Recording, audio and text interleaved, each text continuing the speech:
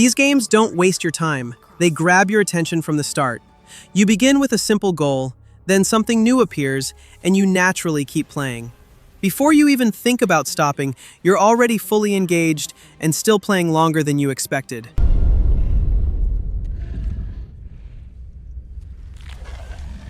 Fate only binds you if you let it.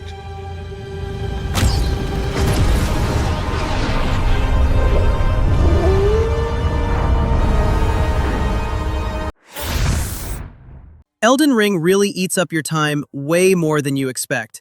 From exploring the world to building your own fighting style, or even sharing builds with friends, there is always something pulling you back in.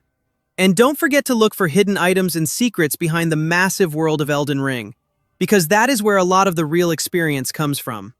Combat is also a big reason why people keep playing. You are not locked into one style. You can use melee weapons, magic, stealth, or a mix of everything, and even customize abilities through systems like Ashes of War. That freedom lets you create your own build, test it, and improve it over time.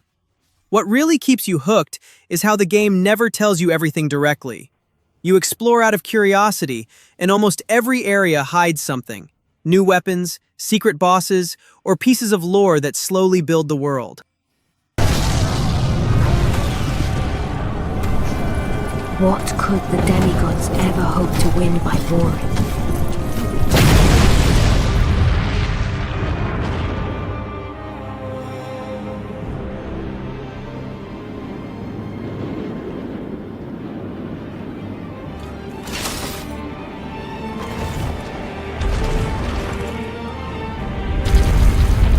The conqueror of the stars, General Radar.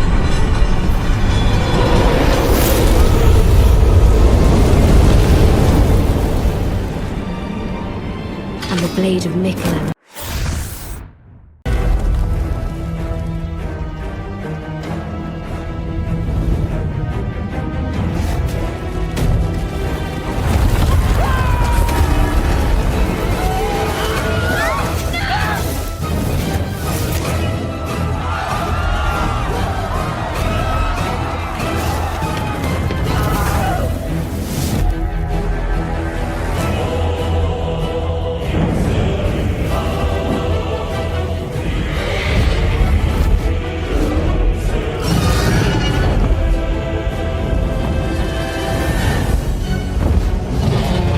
Baldur's Gate 3 is packed with content, from deep dialogue to exploration that can easily take up hours without you even noticing. The moment you start playing, you are already making choices that shape the story, and every conversation feels important because it can change what happens next. The game is built around a choice-driven RPG system, where dialogue is not just for story, it can decide outcomes, avoid fights, or even lead to completely different paths. Some conversations even include dice rolls, meaning your success depends on both your decisions and a bit of luck. That alone makes every interaction feel meaningful instead of just filler. Baldur's Gate 3 is the kind of game where you plan to play for a short time, but end up staying much longer just because there is always another choice to make, another path to try, or another part of the world waiting to be explored. Grab it. Guessing it belongs to a corp. Arasaka.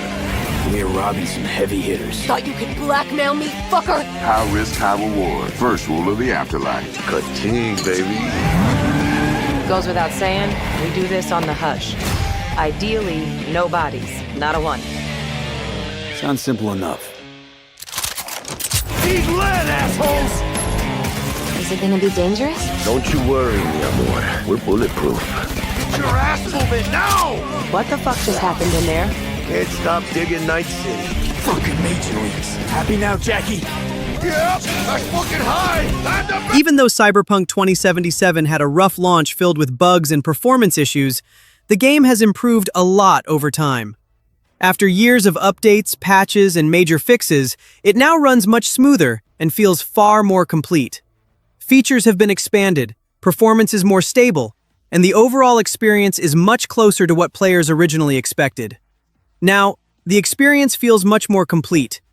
The world of Night City is more alive, with better NPC behavior, improved visuals, and systems that finally match what the game originally aimed for. Updates even added things like a working metro system, vehicle customization, and more polished gameplay mechanics, making exploration feel smoother and more immersive. Another big reason people keep coming back is the story. Even from the beginning, the narrative was already strong, with memorable characters and choices that affect how things play out. With the Phantom Liberty expansion, the game added even more content, new areas, and deeper progression, making the overall experience feel richer. God of War Ragnarok builds on everything the previous game did well, and expands it in a way that makes it hard to stop playing once you get into it. The story follows Kratos and Atreus as they travel across the Nine Realms, preparing for the coming Ragnarok while facing powerful enemies and dealing with the consequences of their past actions. The game balances story, combat, and exploration in a way that feels natural. You're not just moving from one battle to the next. Each realm offers larger areas to explore, side quests that add meaningful context to the world, and hidden paths that reward curiosity. Every location feels distinct, from harsh, frozen regions to more colorful and lively environments, which helps keep the adventure from feeling repetitive. God of War Ragnarok is the kind of game where you sit down planning to play for a short session, but end up staying much longer because there is always another quest, upgrade, or discovery waiting for you. Yourself. Beyond the monster who kills without cause.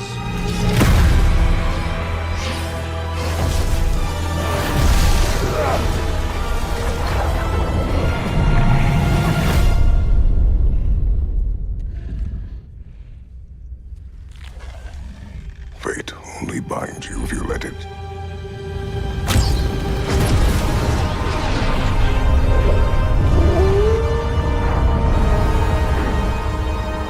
Do what is necessary.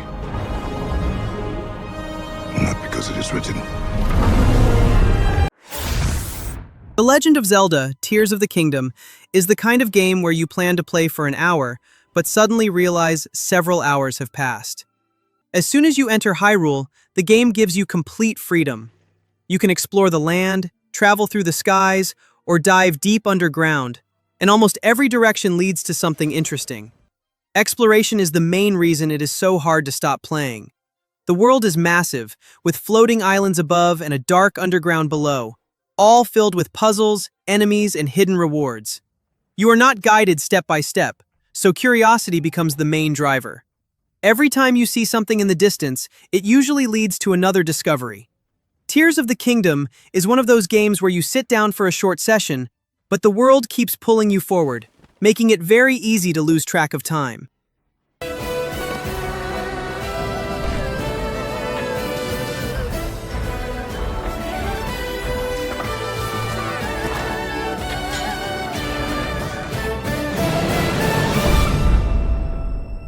I know why I am here. It's something only I can do.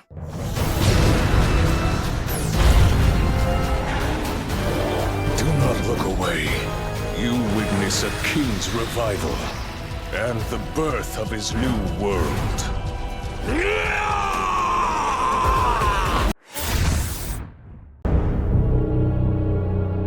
I really hope you make it.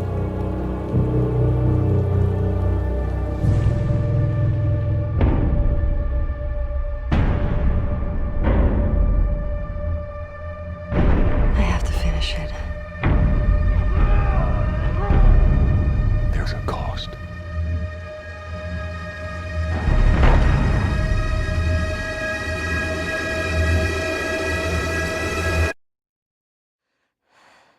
We could have killed you. Maybe you should have. The Last of Us Part 2 tells a story that feels emotional and often leaves players feeling broken or uncomfortable with the choices being made. It is not just about surviving, it is about revenge, loss, and how far someone is willing to go for justice, even when it starts to hurt everything around them. Gameplay supports that feeling by keeping things grounded. You move carefully, manage limited resources, and deal with enemies in a way that feels realistic. There is no easy way out, and every encounter adds more weight to the experience. That approach makes the experience feel more complex and sometimes uncomfortable, because there is no clear right or wrong. The Last of Us Part 2 is not always easy to play, but that is exactly what makes it memorable. It stays with you because of how it makes you feel, not just what you do.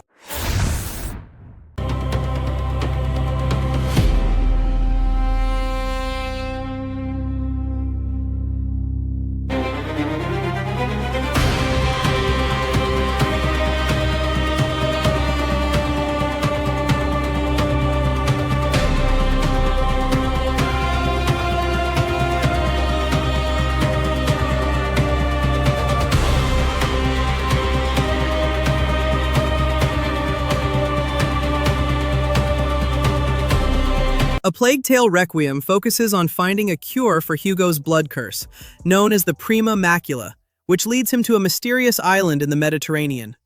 At first, that journey feels like a chance to fix everything, but the closer they get, the more uncertain it becomes. The game mixes stealth, survival, and limited combat. You move carefully, use light to stay safe, and rely on tools like a sling, crossbow, and alchemical items. Hugo can also sense enemies and influence the rats, which gives you more options when things get tense. As more pieces come together, the truth behind the macula starts to feel heavier. It is not just something that can be removed, it is tied to the past and to others who carried it before. That realization changes the meaning of their journey in a quiet but powerful way. Requiem keeps you engaged through its pacing, where every step forward feels earned, and every moment adds weight to what comes next. My eyes to take back my freedom and decide who I want it to be. Now I have come to tell you that you can be your own masters. I've come to tell you that you don't have to obey them anymore. Get away! Fight Jericho! I know someone who can help you.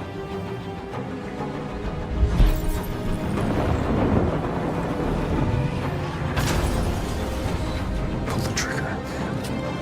How do I know you are not a deviant? They are not machines! Detroit Become Human can easily take up your time because every choice you make can change how the story plays out. It is not just about playing, it is about deciding what kind of outcome you want, and sometimes dealing with the consequences of those decisions. Gameplay itself is simple but focused. You explore environments, look for clues, and go through quick-time events and dialogue decisions that shape what happens next. Some moments even force you to decide quickly, which adds pressure because you cannot always think too long about the right answer. What really keeps you playing is the amount of possibilities. The game includes hundreds of decisions across many chapters, and even failure can lead to a completely different path instead of ending the game. That means you are always curious about what could happen if you made a different choice. Alan Wake 2 comes with more intensive exploration, where every area feels meaningful and connected to the story. You are not just walking through locations, you are collecting clues, understanding events, and slowly piecing together what is real and what is not. The deeper you explore, the more the world starts to make sense, but at the same time, it also becomes more confusing in a good way. There is also something interesting behind the scenes. Alan Wake 2 and Control are part of the same universe, often called the Remedy Connected Universe. In 2024, Alan Wake 2 received DLC like The Lake House, which directly connects to Control by bringing in elements like the Federal Bureau of Control and its agents. All of this makes Alan Wake 2 feel bigger than just a single story. Exploration is not only about the map, it extends into DLC, shared universes, and even collaborations. That is why the game keeps pulling you back, because there is always something new connected to what you already experienced.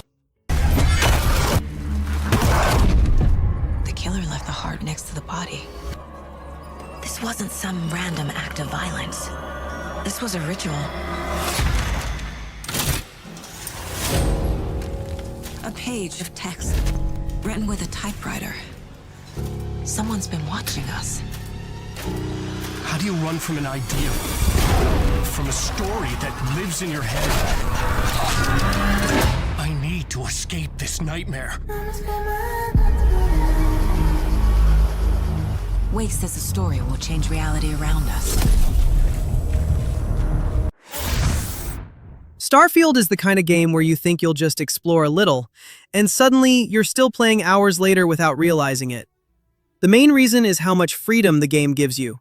You can go almost anywhere, take on different missions, or just explore space at your own pace. The game is built as a massive open-world RPG set across the galaxy, where you join a group of explorers searching for mysterious artifacts. You are free to travel between star systems, land on planets, and discover new locations across a huge part of the Milky Way. There are even over 1,000 planets you can visit, each with different environments and things to find. What keeps you playing is the variety of things you can do. You can build your own character, customize your ship, create outposts, or follow story quests and side missions. Every activity connects back to progression, so it never feels like wasted time. Some players focus on combat, others on exploration or building. It really depends on how you want to play. Family. What you've found, it's the key to unlocking everything.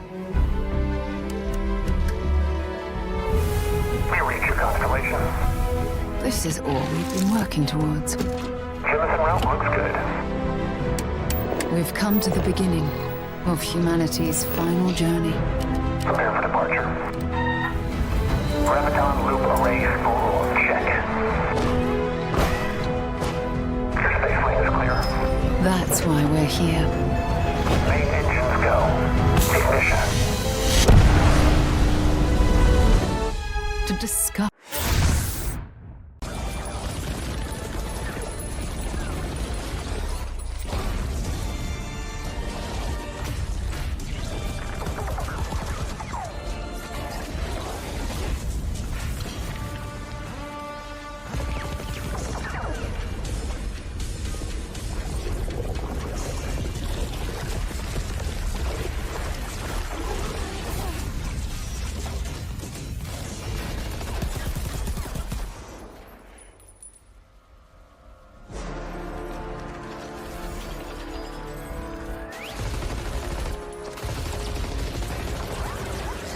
Death Stranding presents a story that feels very different from most games, especially since its main character is just a courier.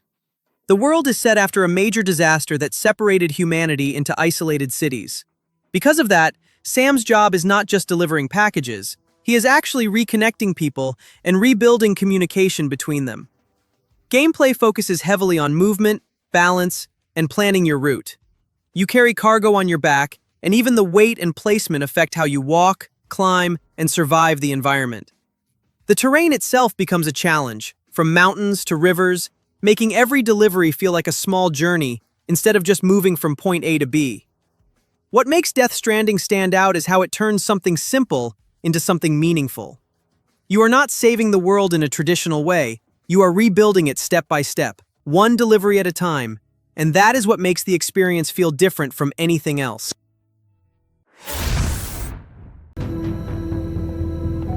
They reach farther. They go first, while others sleep.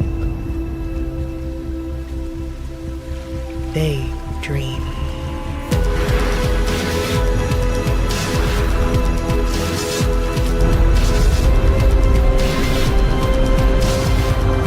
No Man's Sky was once considered one of the biggest flops in gaming history when it launched in 2016.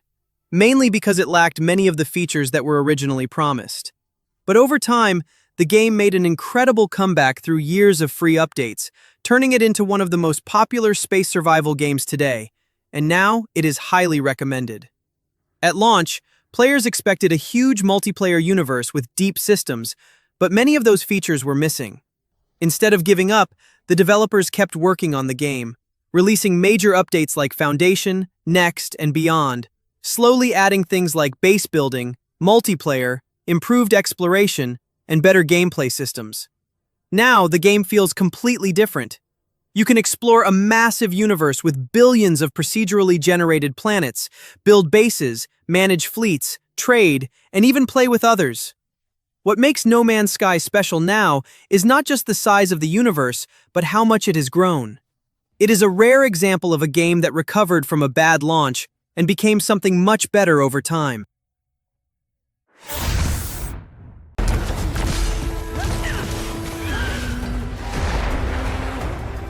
the strength to stand alone.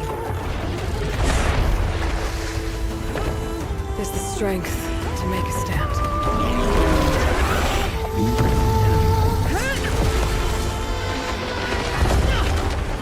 To serve a purpose greater than myself.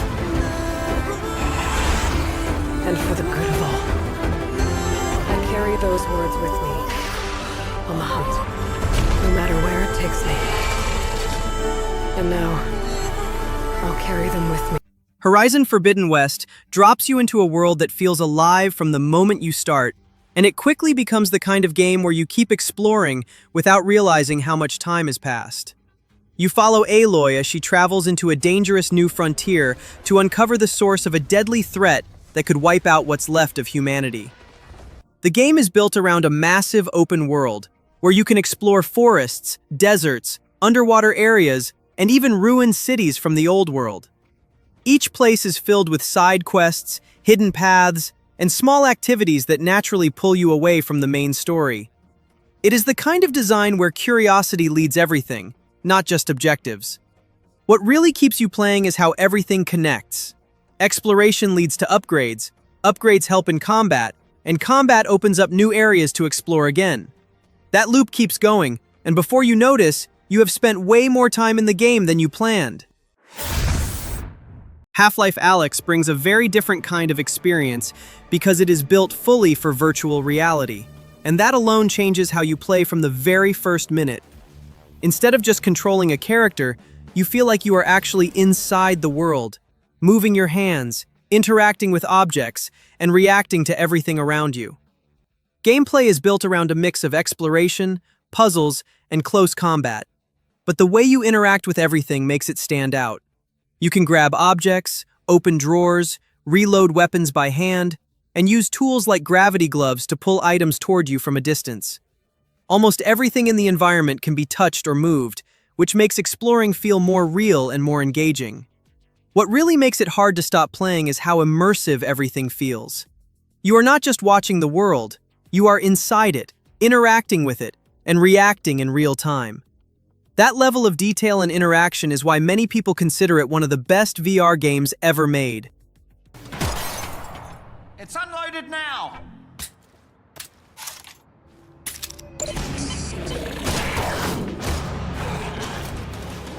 Combined cheddar's really picking up. They know you're coming. You need to get out of here, now. Approaching target. Exposing hostile Oh God. They've got Dad. They're gonna find out what he knows, and then they're gonna kill him. All this is my fault. I never told you. I couldn't. I'm so sorry, baby. You will not save him. Alyx Vance alone cannot prevent his... Monster Hunter World starts simple, but it quickly turns into a loop that is hard to step away from. You take a quest, track a monster, finish the hunt, and then realize you already want to go again. Fights feel different depending on your weapon choice. Some styles are fast and aggressive, others are slower but more powerful. You can also play with others, which changes how you approach battles since teamwork becomes part of the strategy. The map design supports that flow. Areas are connected, and monsters move freely, so encounters feel natural instead of staged. You might start in one area and end up chasing your target across multiple zones without even noticing the transition. Monster Hunter World keeps you engaged through that constant sense of progress. There is always another hunt to prepare for, another build to try, and another challenge waiting right after you finish the last one.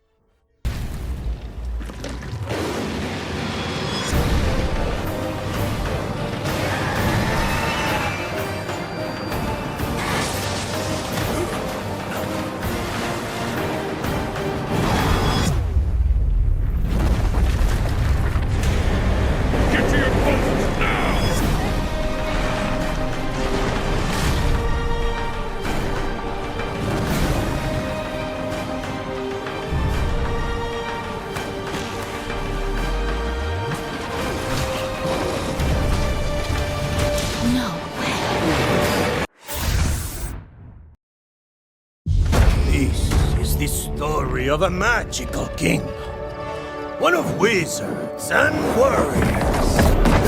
It's an epic tale set upon the high seas, an odyssey through time and space!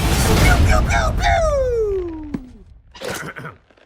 It's also a bit of a winter wonderland bobsled sort of thing, you know? Oh, wait a minute. Did I mention the big explosion? It Takes Two is built around one simple idea. You cannot play it alone, and that is what makes it so engaging from start to finish. The entire game is designed for 2 players, where both sides always have something important to do. You follow Cody and May, a couple turned into small dolls, trying to fix their relationship while moving through a series of creative worlds. Each chapter introduces new mechanics, so the gameplay keeps changing instead of repeating the same thing. One moment you are solving puzzles, the next you are flying, fighting, or using completely new tools. Another reason it is hard to stop playing is how often the game introduces new ideas. Each level feels different, with unique mechanics, mini-games, and environments, so it never feels repetitive. You are always curious about what the next section will bring.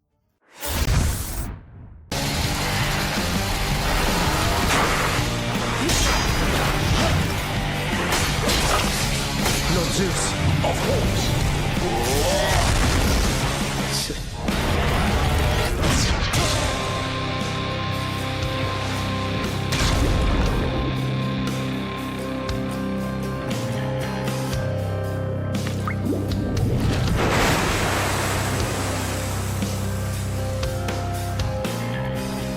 Hades starts with a simple goal: escape the underworld.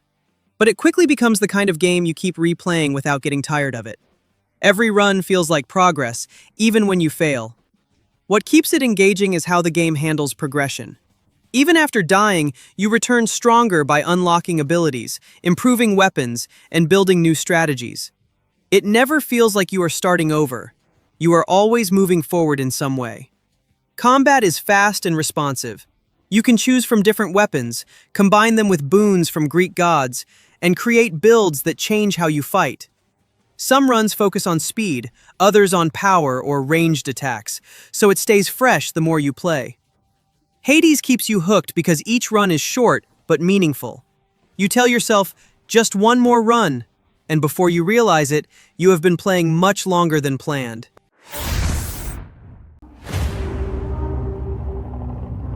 They arrived without warning, laying waste to our peaceful colonies, crushing all resistance. They stole our citizens' homes and their minds, and something much, much worse, their freedom. But when our citizens are attacked, our greatest heroes arrive.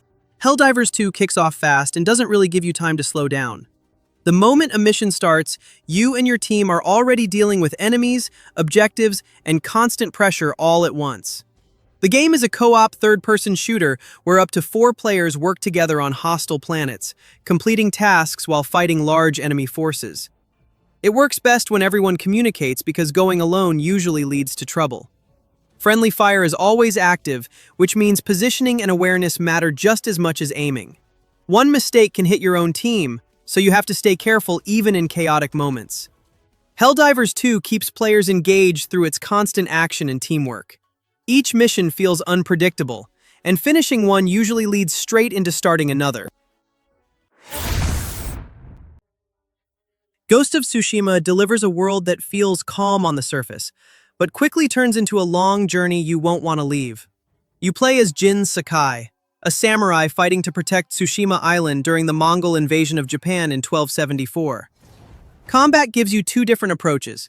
You can fight like a traditional samurai with precise sword duels, or switch to stealth and become the Ghost, using tactics like ambushes and silent attacks. That choice affects how you play, and adds variety without forcing one style. There is also a lot to discover outside the main story. You can find shrines, hot springs, side quests, and hidden locations that improve your character or reveal more about the world. Ghost of Tsushima keeps you playing because of its flow. One small discovery leads to another. One mission turns into several, and before you realize it, you've spent much more time in the game than you planned. Sword of Clan Sakai has saved lives and ended wars.